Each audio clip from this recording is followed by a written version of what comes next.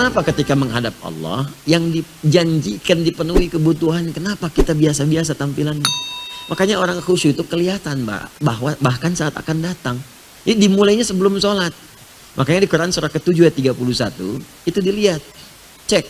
Kata Allah, ya bani Adam khudhu zinatakum 'inda kulli masjid. Ya anak cucu Adam, setiap ada panggilan dari masjid, kenakan pakaian terbaikmu. Cari yang paling bagus. Makanya sholat dengan pakaian indah akan beda rasanya. Lain. Setelah itu, pahami pelajari Quran surah ke-29 ayat ke-45. Utslu ma uhya ilaika minal kitab. Sebelum sholat, pelajari dulu bacaan-bacaan sholat. Gerakan sholat, pahami apa maknanya. Sehingga ketika takbir bukan cuma di lisan. Allahu Akbar, lisan mengucapkan, pikiran menerjemahkan. Karena paham. Nah dengan paham ini, pikiran gak liar.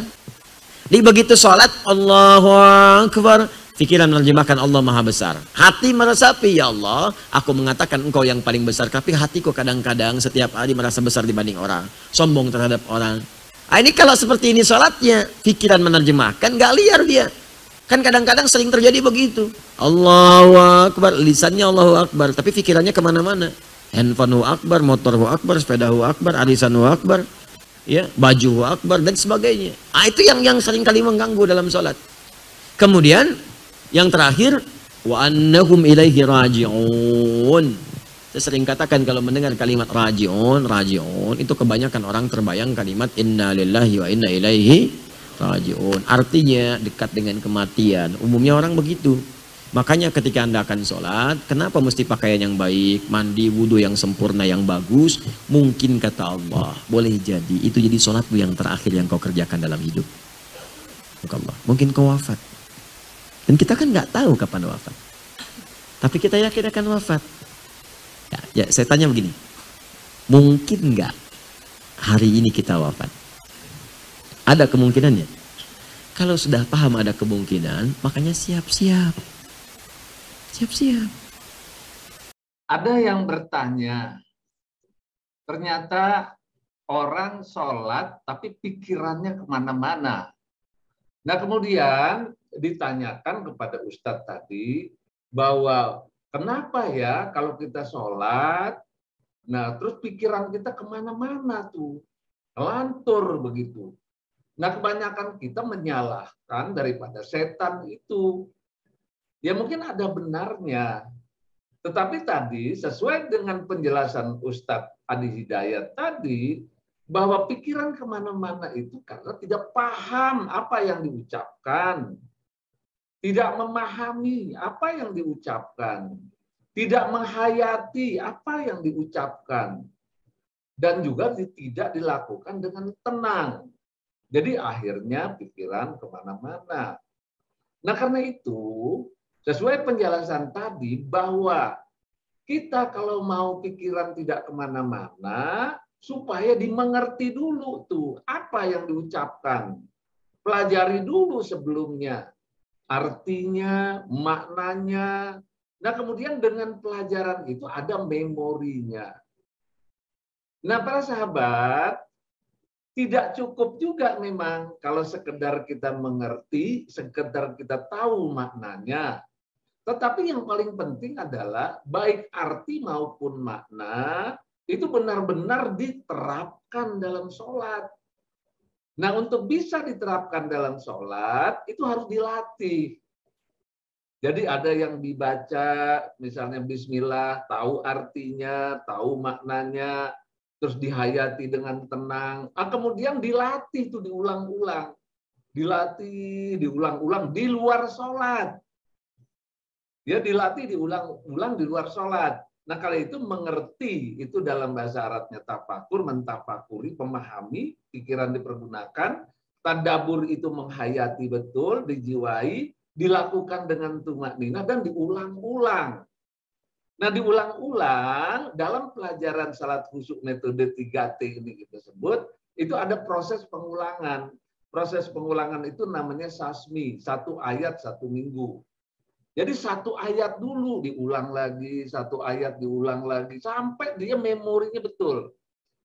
Nah jadi nanti pada saat sholat, pikiran itu tidak kemana-mana, tapi pikiran ke makna-makna bacaan sholat.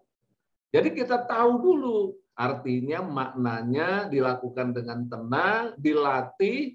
Nah, makna-maknanya itu jadi memori dalam pikiran dan jiwa kita. Nah, ini harus dilatih. Ya, dan ini Al-Quran menyuruh itu. Pada saat kita membaca Al-Quran, itu memang harus dengan tadabbur, harus dengan tafakur. Nah, karena itu para sahabat, kita perhatikan slide berikut ini. Nah, ini kita lihat bagaimana metode 3T itu diterapkan sehingga pikiran kita tidak kemana-mana lagi. Ya nih, khusyuk dengan metode 3T sesuai dengan Al-Quran dan hadis. Nah, ini kita lihat. Ya, kenapa pikiran kemana-mana? Karena kita tidak memahami. Maka kita harus memahami. Nah, ini dasar. Kita harus memahami. Jadi tafakur itu berpikir untuk memahami. Jadi ada memorinya tuh nanti. Nah, kemudian apa itu tadabbur? Tadabbur itu menghayati dan menjiwai. Jadi nanti ada memori penjiwaannya. Nah, kemudian dilakukan dengan tenang, dengan tumakninah, dengan tenang. Karena orang yang tidak tumakninah, tidak tenang sholatnya, itu sama juga belum salat. Nah, demikian hadis itu mengatakan seperti itu. Karena itulah kita sebut dengan metode 3T. Nah, dengan metode 3T itu kita punya memori. Memori artinya apa, memori maknanya apa, dihayati, dijiwai, nah kemudian dipahami dengan baik, dan dilatih diulang-ulang di luar sholat. Nah, ini metode 3T. Nah, berlatihnya ini disebut dengan sasmi. Jadi satu ayat dilatih 1 minggu dengan penghayatan. Nanti jadi memori, memorinya itu terbawa dalam sholat. Jadi waktu terbawa dalam sholat, maka pikiran kita tidak kemana-mana lagi. Nah, inilah yang perlu kita ketahui. Jadi dilatih di luar sholat. Sekali lagi dilatih di luar sholat dengan sasmi. Sasmi itu apa? 1 ayat 1 minggu. Nah, kita melatihnya itu memang khusus 1 ayat 1 ayat. Kalau sekaligus nggak bisa. Nah, khususnya dalam surat Al-Fatihah. Ya, khusyuk 1 ayat dulu. Nah, setelah 1 ayat benar-benar khusyuk, benar-benar menghayati, memahami, baru secara bertahap, kemudian 2 ayat, 3 ayat, dan seterusnya. Awalnya 1 ayat saja, tapi dilakukan dengan khusyuk. Sangat khusyuk 1 ayat dulu. Dilatih di luar sholat, namanya 1 ayat 1 minggu atau sasmi. Nah, ini contohnya, ya contohnya adalah berlatih 3T sasmi, 1 ayat di luar sholat. Ya, nah ini melatihnya dengan apa? Dengan audio awalnya. Pada awal berlatih dibantu dengan audio, setelah itu tanpa audio atau mandiri. Nah, ini contohnya para sahabat. Kita perhatikan betul teksnya Bismillahirrahmanirrahim. Misalnya yang akan kita hayati itu Bismillahirrahmanirrahim. Kita tahu artinya dengan nama Allah Maha Pengasih Maha Penyayang. Nah, kita tahu apa itu Maha Pengasih Maha Penyayang, itu adalah nikmat Allah tiada henti. Nah, kemudian ada makna singkatnya, ya Allah, nikmat-Mu mengalir dalam diri saya tiada henti. Jadi pada saat kita baca Bismillah itu terhayati betul. Nah, kemudian makna yang panjang itu karena ini pemahamannya lebih dalam, lebih terhayati. Nah, karena itu kita berlatih juga makna yang panjang tuh. Ya Allah, Engkaulah Tuhan yang Maha Pengasih, Maha Penyayang. Engkau beri saya nikmat yang tak ternilai, air, udara, cahaya, penglihatan, pendengaran, pikiran, perasaan, anggota tubuh. Nikmat-Mu mengalir dalam diri saya tiada henti. Kasih sayang-Mu melebihi kasih sayang kedua orang tua saya. Itu dijiwai betul. Nah, apa gunanya makna singkat? Nah, karena ini panjang, ya panjang. Nah, kita boleh pakai makna singkat. Ya Allah, nikmat-Mu mengalir dalam diri saya tiada henti. Nah, jadi kadang-kadang kita tahu artinya, tapi maknanya juga kita nggak tahu. Nah, inilah dia. Tapi kadang-kadang kita perlu cepat. Supaya cepat ingat, ada kata kunci makna namanya. Yaitu nikmat tiada henti. Begitu kita ingat nikmat tiada henti, maka ini juga kebawa nantinya nih.